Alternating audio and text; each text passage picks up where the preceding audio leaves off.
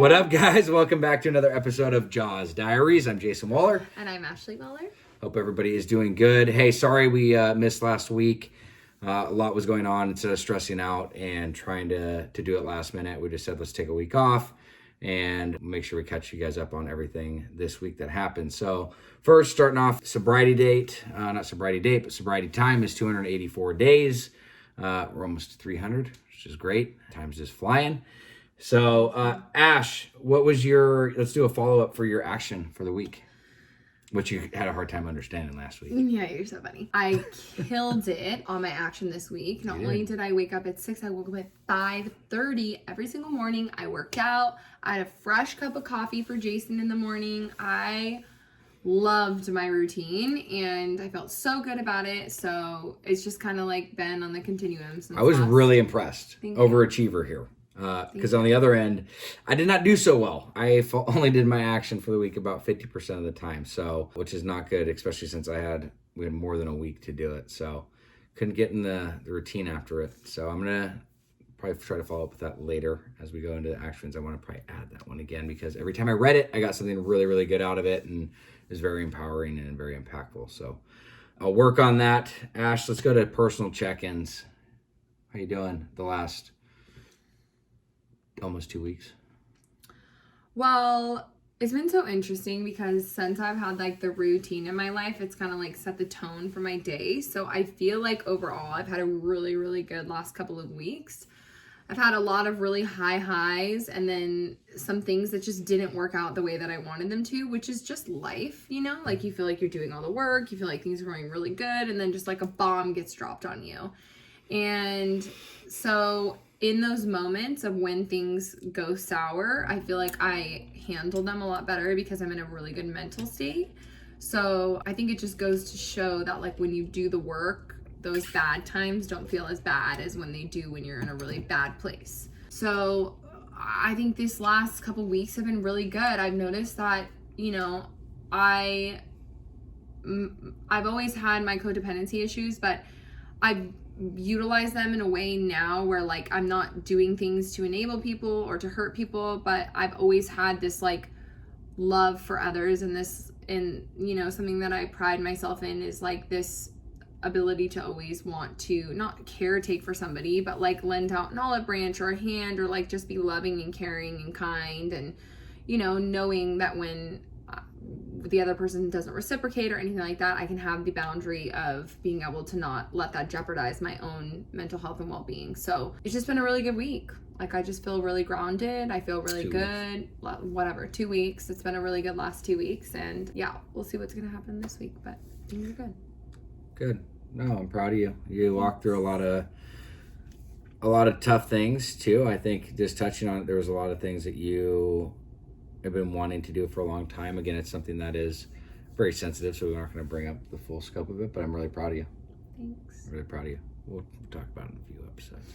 My personal check-in is, I noticed this last 2 weeks, I've been talking to a lot of my close friends and my mentors, and even to you and family, and a lot of people have been identifying and saying like that. They say like, you just seem so happy, you seem like you're doing so good, and I was really just thinking about it, and like and I was telling them, I'm like, this is the best place I've probably been in either ever, or definitely in a very, very, very, very long time. Even when I had that, you know, the multiple years of sobriety, I don't feel like I've ever felt this grounded, this comfortable, this happy, this structured. I also feel like with COVID and all the stuff that we've talked about, I remember just like going back through some old videos and seeing the ebbs and flows and the ups and downs and like the erratic behavior. It's just funny like how like over time like things start to stabilize, and like whether it be the routine with work and just kind of working that out with Ashley and figuring out like just a day-to-day schedule with everything, and you know, through these challenging, difficult times, I feel like my favorite quote is all great change proceeds through chaos, and it's like I've really seen that formation really happen for me. So I really identified this last couple of weeks that like literally I'm in like one of the best places I've ever been in. Just feel really, really good, really happy. You know, something that I'm really trying to strive for in my life, if I had like one key indicator, is to have peace, because I've always had a lot of chaos in my life, and to be at peace is the ultimate goal.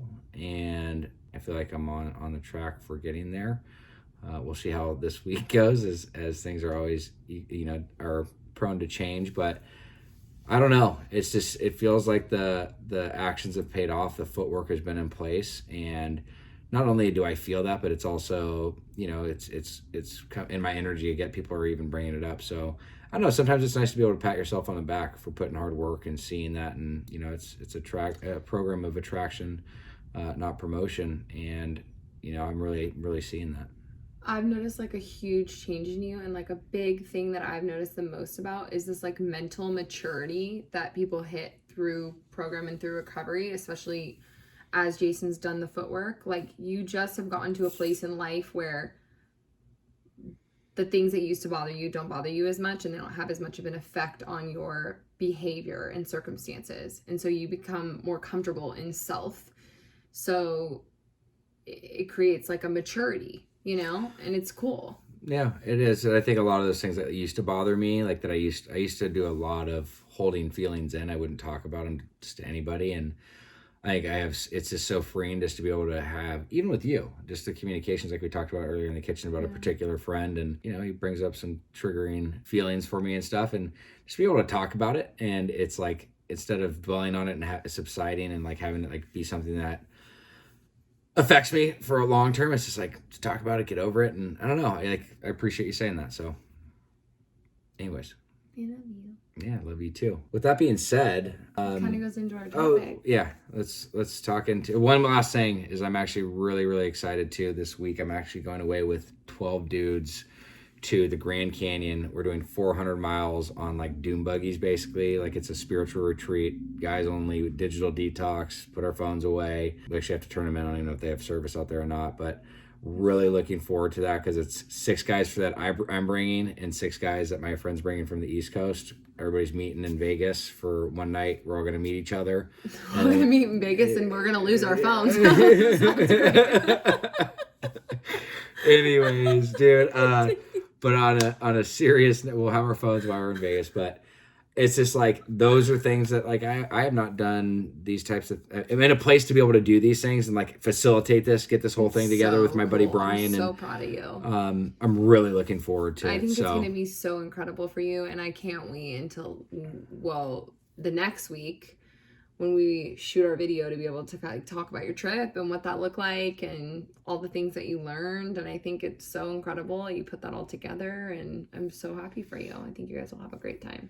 I'll let you guys know how it goes. But topic, you had something you really wanted to talk about, and I kind of just mentioned it. So I had spoken to Jason today, and we were talking about like people in our lives that we can't really necessarily like not have relationships with, but how their behavior and being around them can be very triggering. And a trigger, if you guys don't understand what a trigger is, like a trigger for me is something that brings back old memories, fear, angst, resentments, and it can really have an effect on the way that you behave as an individual. When someone around you is very triggering, it puts you back into that mode of like fight, flight, fear, or faint. It's like that reptilian brain. And so in this last year of us being so self-aware, it's really recognizing that, it's important for us to understand that when we choose to hang out with people that make us triggered, it brings up a lot of old resentment and trauma, not even necessarily about that person, but because their behavior is so triggering, it can bring up past resentments from old experiences that we've had that doesn't make us be our best self. And understanding that, being aware of that, it's also our responsibility as individuals to make sure that we're not putting them as a priority on our life. If we're working so hard on ourselves and the other people aren't working on themselves, sometimes it can be difficult. It's like I was explaining to Jason, like here we are, we're on this trajectory and we're climbing up this mountain and we're trying to reach this peak, but then you put somebody that, is constantly in our life that's becoming more triggering in the way that we live our life. And it's like having a thunderstorm hit you and not having a jacket or not having a raincoat. And it makes it a lot more difficult to climb up that mountain. And when you're surrounding yourself with healthy individuals, it's a lot easier to climb up that mountain. Those people help you. They throw you a rope. They help you climb up that mountain. I'm a visual learner. So for me, it's just recognizing that, and we talked about this in past episodes, like loving people from a distance. What does that look like? But when you really like break it down to understand that that kind of behavior can really hinder yourself and your being and how you achieve goals in life and how you reach that, you know, top of that peak, it really makes you think like, wow, I need to do some self-awareness and realize that maybe me surrounding myself with those individuals that are triggering for me is probably not the best thing for me, for my family. I notice a lot when I'm around people that are triggering to me, it also makes me like not be a very nice person, even in instances that would be so easy for me to get over. Like for some reason, then that one instance is like a little bit more annoying, or it pisses me off a little bit more. And so my reaction is a lot bigger than what it would be if I was not surrounding myself with those people that are triggering. I know a lot of people call it like toxic, but what is toxic? What does that look like? So that's kind of like a real deep definition for people to understand and be a little bit more self-aware of like what trigger is, what that looks like Well, how do we separate those boundaries and be mindful? Yeah. Well, yeah, because you're a product of your environment, right? So, I mean, it's being aware of that, because I have a close friend of mine who's very triggering. I've known him for almost my whole life, and it's somebody that it strikes a bunch of negativity like when I get around him. And we had to talk about that today because there was just a lot of things in the past that have bothered me around it, and I can't expect people to change, and I just have to accept where they're at. But I also have to be mindful if I'm going to surround myself with them or not, because instead of having them so much in my life, I can, you know, have a much different relationship with them. So that's a thing, you know. That's why it's important. You are a product of your environment, and it's important to surround yourself with good people that, you know, exert positivity, you know, make you motivated, support you, and you know, create that passion. So it was great. I love that. I wanted to add on to it, just kind of, I mean, there's nothing else I can really add to it. You just nailed. So great job. The thing I wanted to bring up too is we talked in maybe 2-3 episodes ago, I think, was the power of prayer.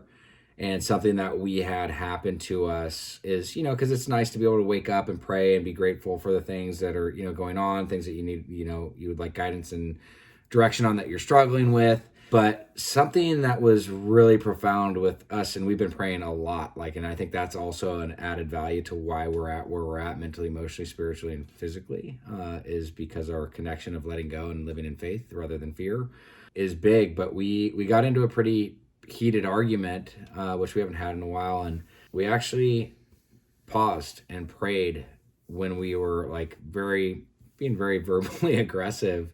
And we both ended up breaking down, shedding a tear, and it changed the complete narrative of the conversation. Now, that's not always easy to do, but we did that, and it was just amazing to see the energy shift within the conversation, the context of the conversation, and our love for one another. You know, I think it's like that, the prayer brought us back to a loving and supportive conversation rather than like who's right and who's wrong. So I think it ties in with triggers, because I mean, our own significant others can be triggering at times, but it's how we deal with it. And that was something that we went through, and it was really cool and very powerful experience.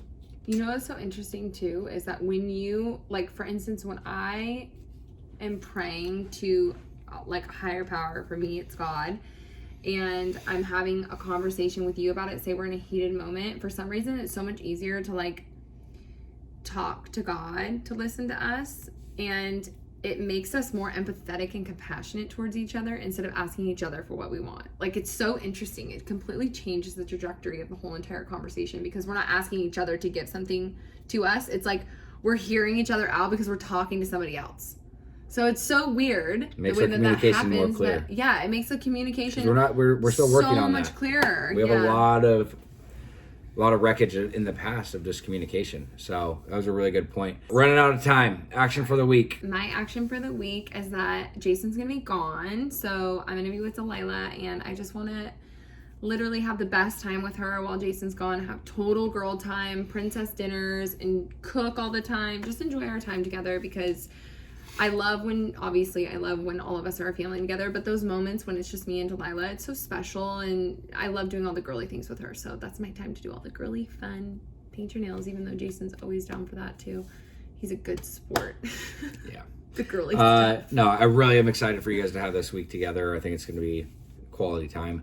For me, action is I'm going to stick to Jesus Calling. I want to read that every single day because every time I did read it this last week and a half, 2 weeks, I always took something away that was really powerful. And I just really need to shift that on the priority list to make sure I get that done. So I want to continue with that. And then a big one is I want to stop eating sweets. If I do engage in them, I cannot have them after 6 p.m.